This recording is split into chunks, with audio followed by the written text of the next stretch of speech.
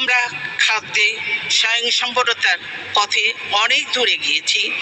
Millennium development goal অর্জনেও আমাদের অনেক সাফল্য আছে।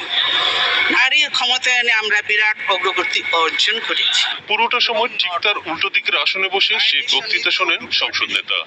সময় সময় দুনেত্রীর মাঝে নানা কথার আদান প্রদানও হয়। মনে মনে সবই জানেন, স্বীকার করেন না মুখে। বেগম জিয়া বলেন, রাজনৈতিক দলগুলোর মাঝে অতীতের মতো এখনো আস্থার সংকট আছে। এই সংকট দূর না হওয়া পর্যন্ত দলীয় সরকারের অধীনে নির্বাচন গ্রহণযোগ্য হবে না।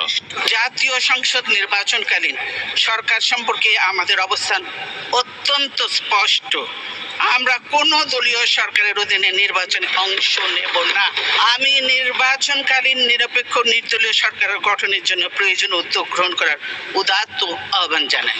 শান্তিপূর্ণ উপায়ে ক্ষমতা হস্তান্তরের উপর গুরুত্ব আরোপ করে তিনি বলেন, অতীতে সবার সবকিছু নির্ভুল নয়। দেশের মানুষ দ্বন্দ্ব, সংঘাত, বিভেদ, বিভাজন চায় না। বাংলাদেশের মানুষ অধীর আগ্রহ নিয়ে আমাদের মুখের দিকে তাকিয়ে আছে।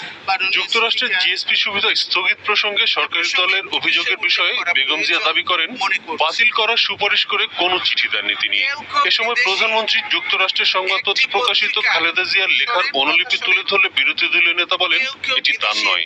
এটা আমার চিঠি নয়। আমরা দেখাতে পারি, প্রমাণ দেখাতে পারি।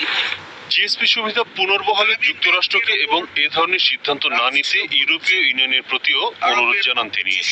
গ্রামীণ ব্যাংক নিয়ে সরকারের পদক্ষেপের সমালোচনা করে এর প্রতিষ্ঠাতা নোবেলজয়ী ডক্টর মোহাম্মদ ইউনূসের প্রতি পূর্ণ সমর্থন জানান বিরোধী নেত্রী।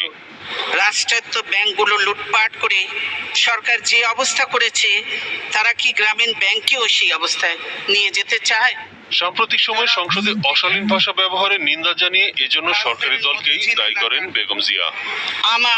আমার পরিবারের সদস্যদের এবং বিরোধী দলের নেতাদের সম্পর্কে যেসব উক্তি করা হয়েছে তা শোনারও অযোগ্য। সম্প্রতি অনুষ্ঠিত 4 সিটি নির্বাচনে কারচুপির অভিযোগ এনে খালেদা জিয়া বলেন, নইলে সব জায়গায় সরকারি দলের প্রার্থীদের জামানত বাজেয়াপ্ত হতো। এই নির্বাচনে যদি আরো সুষ্ঠু নিরপেক্ষ হতো, তাহলে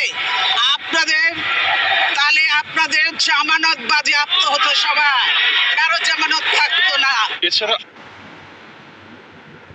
এছাড়া